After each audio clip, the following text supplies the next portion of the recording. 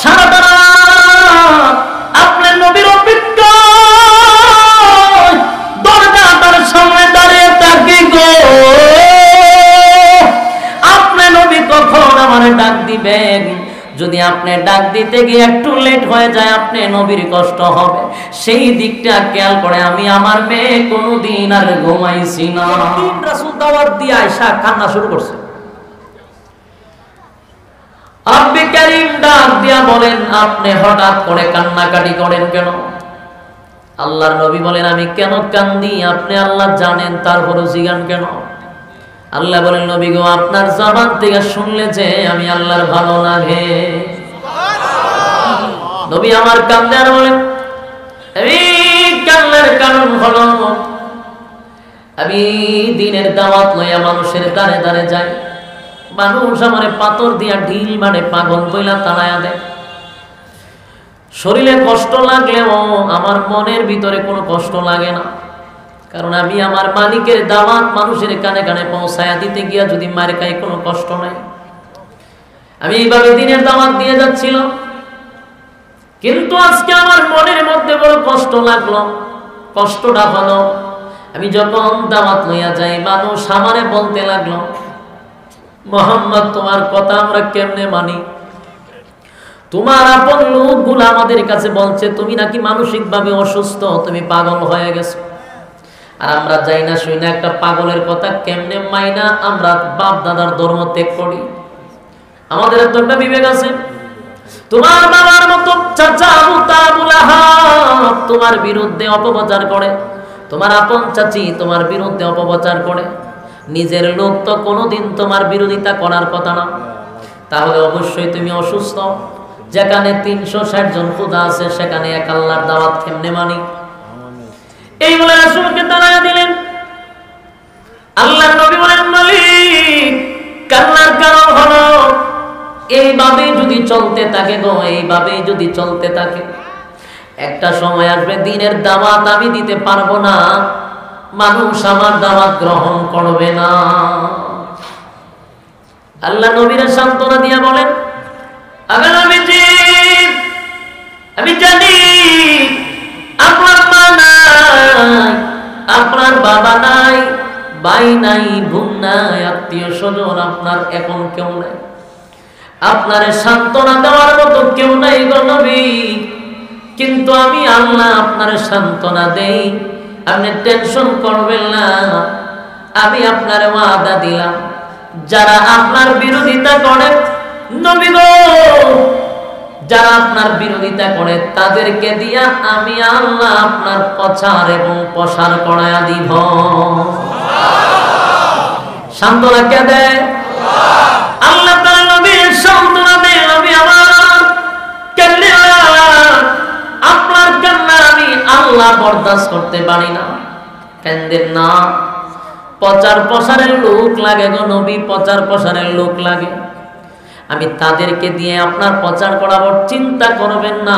তারা রাত ভর অপপ্রচার করবে, সকালবেলা আপনার কাছ থেকে জান্নাতের টিকিট নিবে। নবীকে আল্লাহ সান্ত্বনা দিলেন। আল্লাহর হাবিব যখন দাওয়াত লইয়া যান, মানুষ পাগল পাগল বলে নবীরে তাড়ায়া দেয়।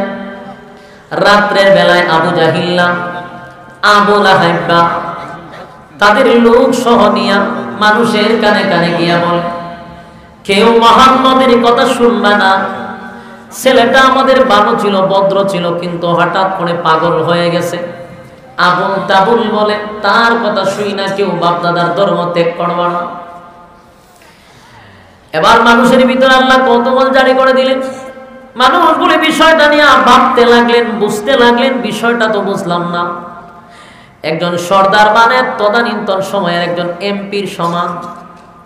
তখন তারা ভাবতে লাগলেন, একজন এমপি সাহেব যারে আমরা দাওয়াত দিয়ে আমাদের বাড়িতে আনতে পারি না, যারে আমরা সচরাচর পাওয়া যায় না, সেই লোকটা রাত্রের ঘুম হারাম করে তার বউ সহ আমাদের কাছে এসে পাগলের প্রচার করে।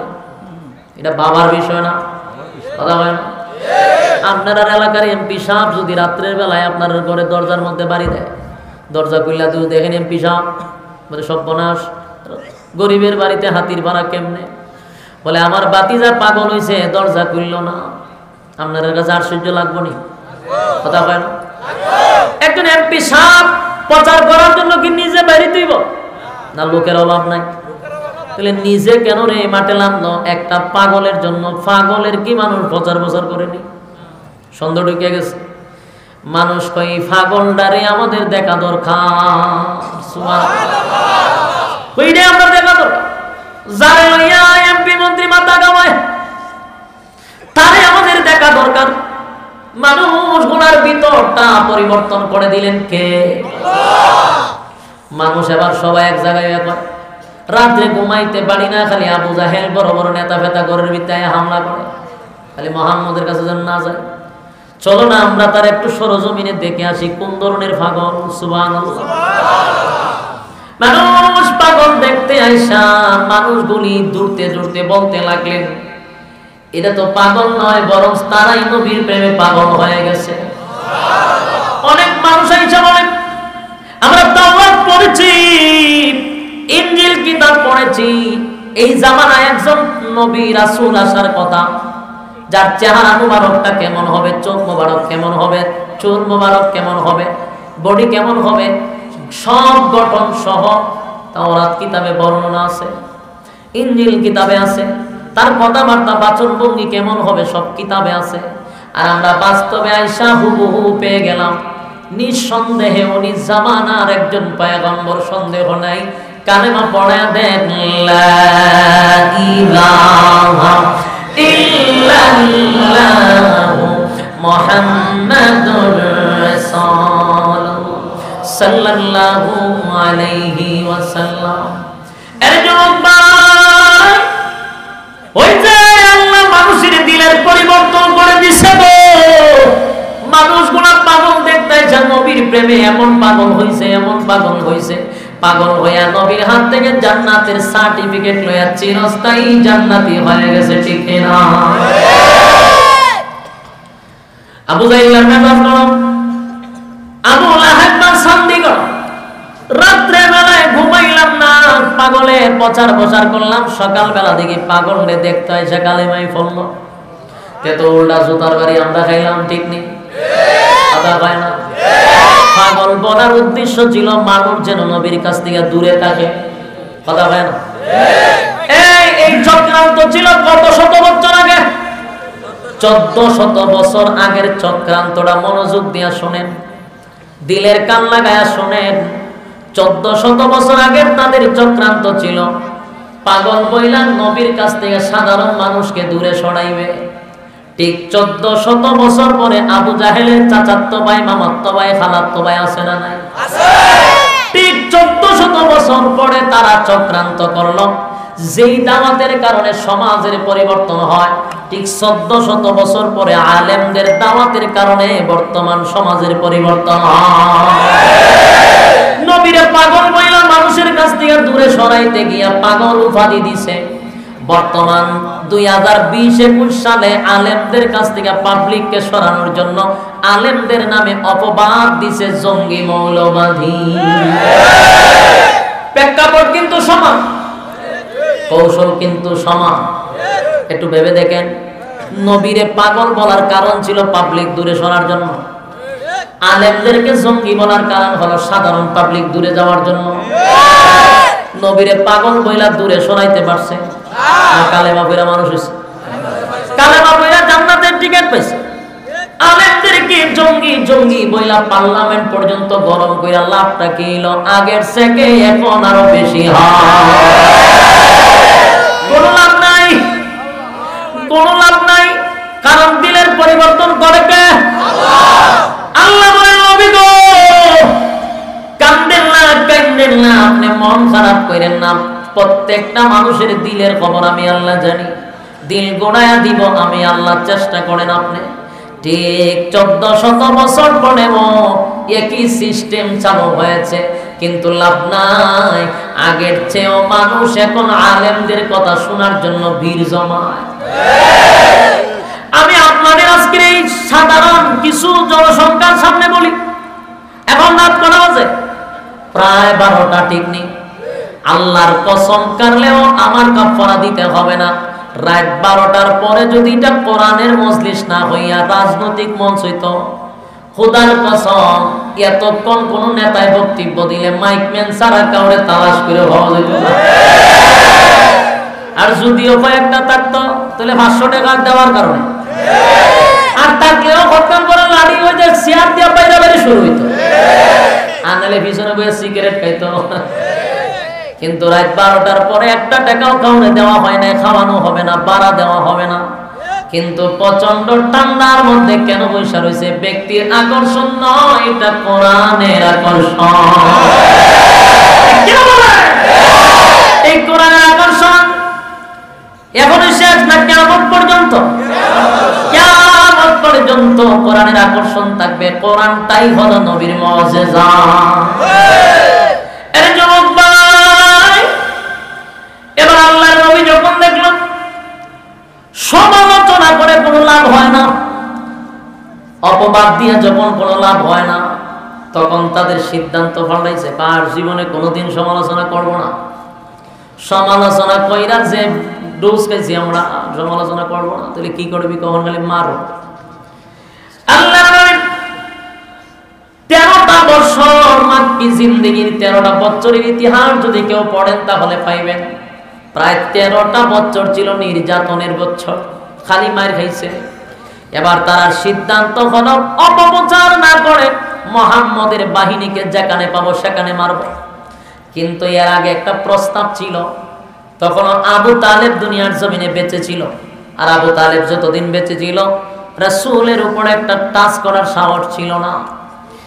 আবু তালেবের কাছে তারা প্রস্তাব নিয়ে গেছে, আবু তালেব এই মক্কা নগরীর সর্দার, আপনি সম্মানিত লোক, আপনার ভাতিজা আপনার কাছে লালিত পালিত হয়েছে, বিচার দেয় আপনার কাছে বাপ দাদার ধর্ম নিয়ে আপনার ভাতিজা চিনিমিনি খেলতেছে, বন্ধ করুন, আপনার ভাতিজাকে সাবধান করুন, বলে দেন সে কি চায়।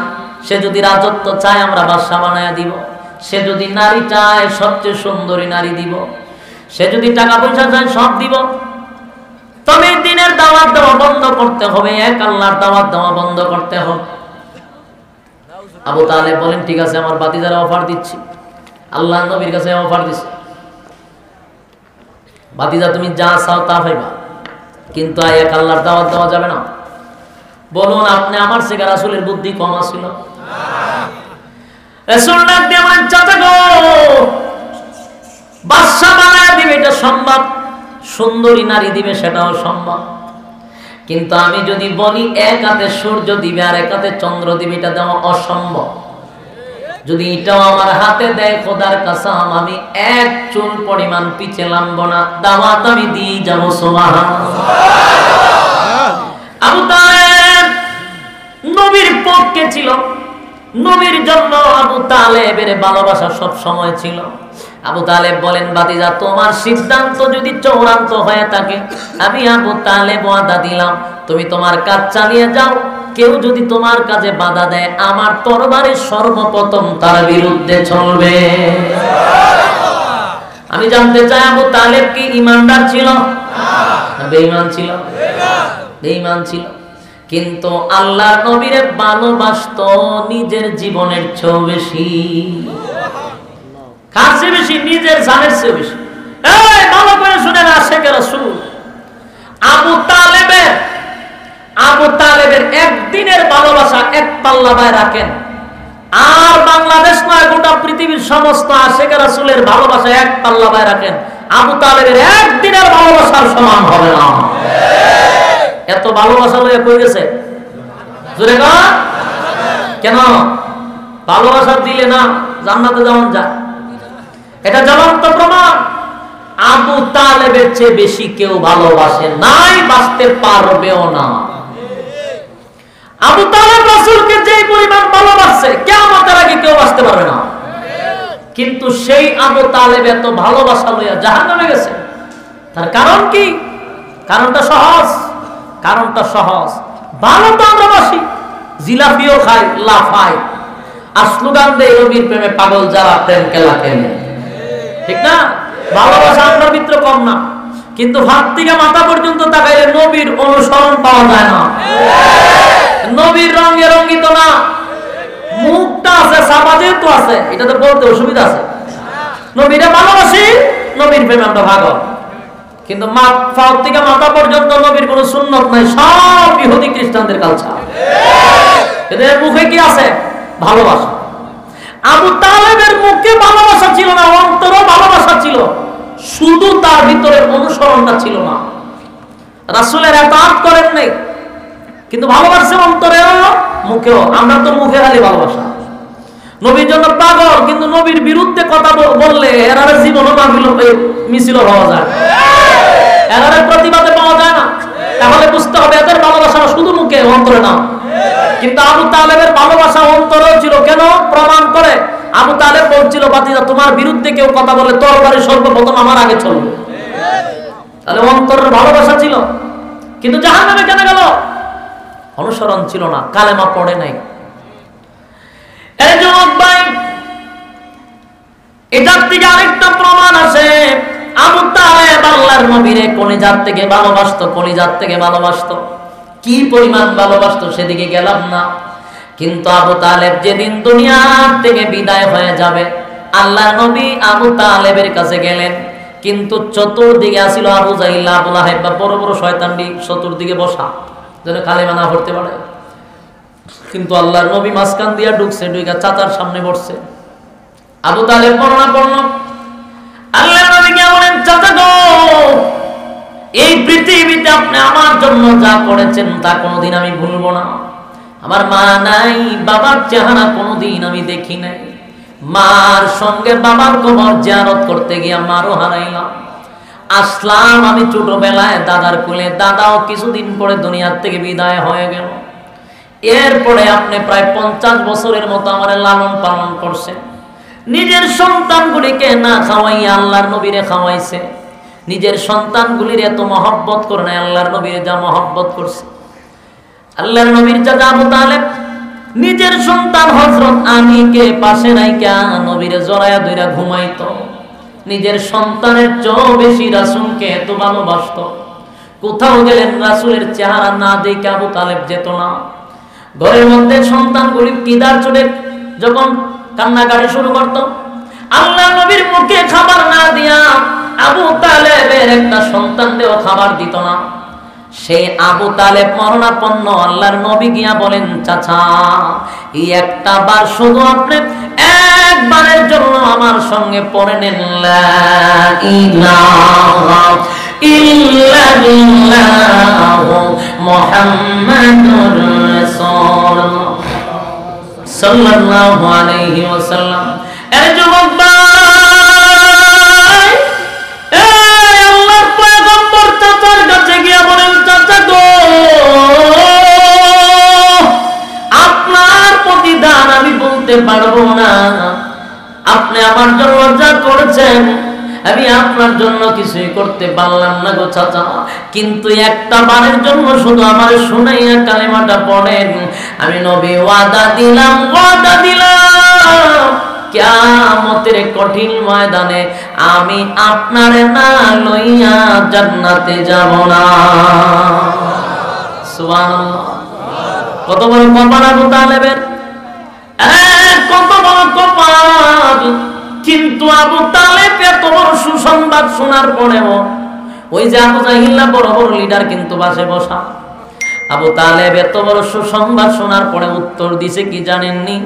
উত্তর দেয়, বাতিজা আমি জানি তোমার কালেমা যদি না পড়তে পারি রে চিরস্থায়ী জাহান্নামে যাব, সেটা আমি ভালো কইরা জানি। তোমার কালেমা পড়লে চিরস্থায়ী জান্নাতে যাব, সেটাও আমি জানি। বাতিজা তুমি সত্য নবী সেটাও জানি, তোমার আল্লাহ সত্য, তোমার কোরআন সত্য, ধর্ম সত্য, সব সত্য। আমার চেয়ে বেশি কেউ তোমারে চিনে না। কিন্তু বাতিজা জেনে শুনে শুধু আমি মরার পরে তোমার কালেমাটা যদি আমি পড়ে যাই, ওই দেখো না তারা বৈশা রয়েছে, চতুর্দিকে অপপ্রচার করবে। মরার সময় আমাদের সর্দার মুহাম্মদের ধর্ম পালন করছে, বাপ দাদার ধর্মের মধ্যে সুনকালি মারছে, সেই অপমানটা বরদাস্ত করতে পারবো না, তাই আমি জেনে শুনে তোমার জাহান্নামটা বেছে নিলাম। নাউজুবিল্লাহ কি করে কইবেন? আরে যুবক ভাই, এক কত বড় অপরাধ পাইল গো। আল্লাহর নবী বলেন, চাচা গো, ওয়াদা দিলাম আমি আপনারে লইয়া জান্নাতে যাব, সেখানে বলে জেনে শুনে জাহান্নামে যাবে। এবার নবী কাঁদতে লাগলেন। এই কথাটা শোনার পরে নবী দারুণ ব্যথা পাইছে।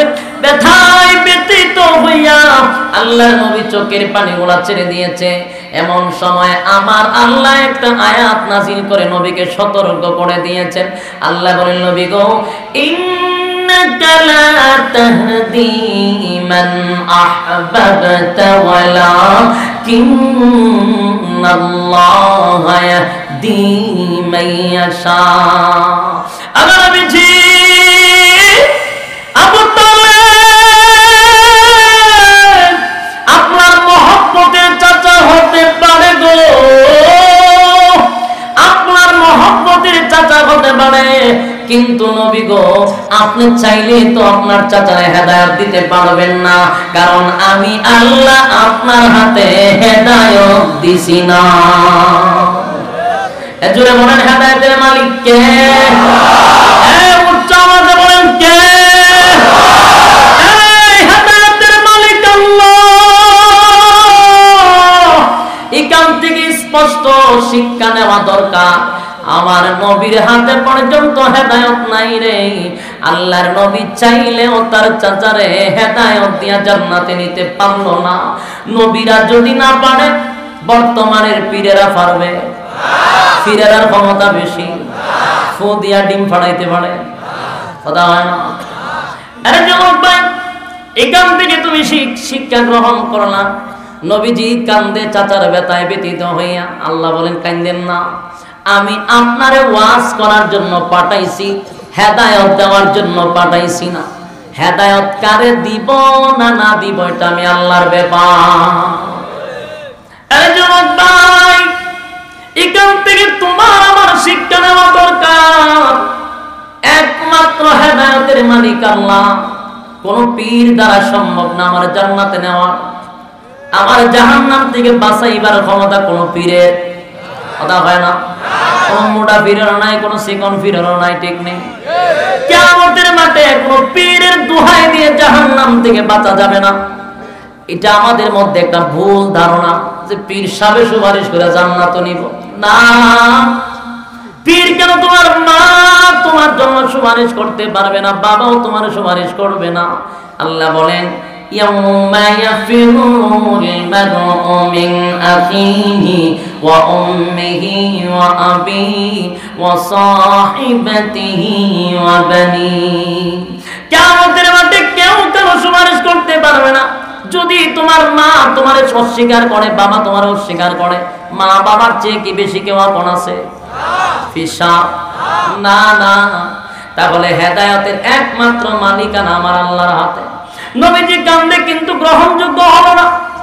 এর জবাব যেদিন আবু তালেব দুনিয়া থেকে বিদায় হয়ে গেল, শুরু হয়ে গেল রাসূলের উপরে নির্যাতন। আবু জাহিল আবু লাহাব বলে, মুহাম্মদের বাহিনীকে যেখানে পাবো সেখানে মারব, যারা কালেমা পড়বে তাদেরকে মারব। নির্যাতন শুরু করে দিল। এত নির্যাতন, এত নির্যাতন, যেখানে পায় সেখানে মারে, যেখানে পায় সেখানে মারে। সাহাবায়ে কেরামদেরকে মারতে মারতে মারতে কালো সাহাবীদেরকে লাল করে ফেলেছে। আরে কোন সাহাবীদেরকে গরম তৈলের মধ্যে ছেড়ে দিয়েছে, কোন সাহাবীদেরকে জ্বলন্ত কয়লার মধ্যে শোয়া দিছে, কোন সাহাবীদেরকে বড় বড় পাথর বুকের মধ্যে চাপা দিয়ে রাখছে, কোন সাহাবীকে জিহ্বার মধ্যে পেরাক মেরে দিয়েছে। এমন নির্যাতন, নির্যাতনের স্টিম রুলার যখন চাপায়া দিল, সাহাবীরা বলে, নবী গো, একটু দোয়া করেন না, আল্লাহর পক্ষ থেকে যেন সাহায্য আসে। আল্লাহ নবী বলেন, সাহাবীরা রে,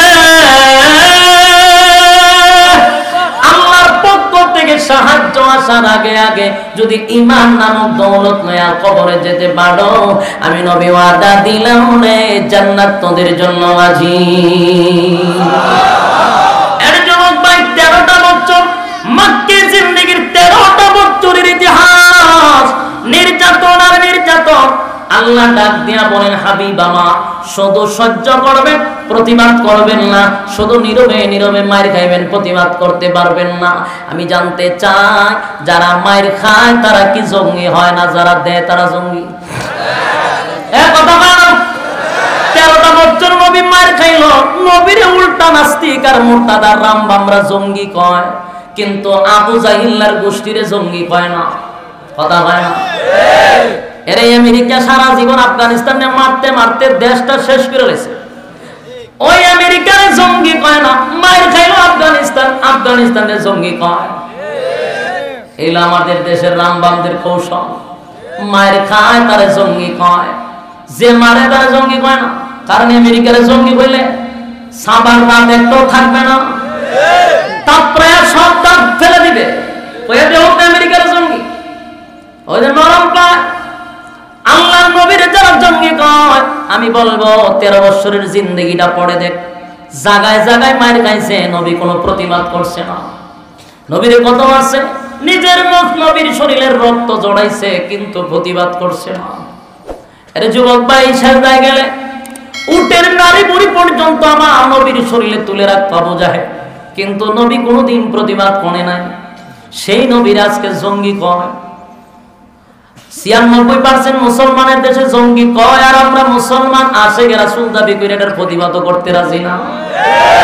নিজেরা আবার আশেকে রাসূল দাবি করি। আরে যুবক ভাই আবার শুন, সংক্ষেপে বলি, 13 বছরের জিন্দেগিতে মার খাইতে খাইতে যখন একটা পর্যায়ে তারা সিদ্ধান্ত নিল নবীর দুনিয়ার থেকে চিরবিদায় করে দিবে, এমনি আল্লাহর পক্ষ থেকে জিবরাইল এসে বলে, নবী গো, আল্লাহ অর্ডার দিয়েছে মক্কা ছেড়ে আপনি মদিনায় চলে যান। মক্কা ছেড়ে আপনি মদিনায় চলে যান, আর মক্কায় থাকার প্রয়োজন নাই।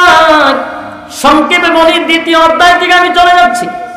এবার নবীজি গভীর রজনীতে আবু বকরকে লইয়া হিজরতের সাথে আবু বকর দরজায় গিয়ে যখন টাচ করলেন, সাথে সাথে লাব্বাইক ওয়া সাদাইক, নবী গো আমি আপনার সামনে হাজির। আল্লাহর নবী আশ্চর্য হয়ে গেলেন, এত গভীর রজনীতে আমি তখন তোমাকে ডাক দিলাম, একটা ডাকের বেশি 2টা ডাক দিতে হইল না, আমি আসতে বললাম, এত তাড়াতাড়ি কেমনে সজা? বলে আল্লাহর হাবিব আজ থেকে বহু আগে একবার আমাকে বলছিলেন হিজরতের সাথে আমি হব, সেদিন থেকে আমি আবু বকর আর কোনোদিন বিছনায় পিঠ লাগাই না। সারাটা রাত আপনার নবীর অপেক্ষা দরজাটার সামনে দাঁড়িয়ে থাকি গো, আপনি নবী কখন আমার ডাক দিবেন? যদি আপনি ডাক দিতে গিয়ে একটু লেট হয়ে যায়, আপনি নবীর কষ্ট হবে, সেই দিকটা খেয়াল করে আমি আমার মেয়ে কোনোদিন আর ঘুমাইছি না।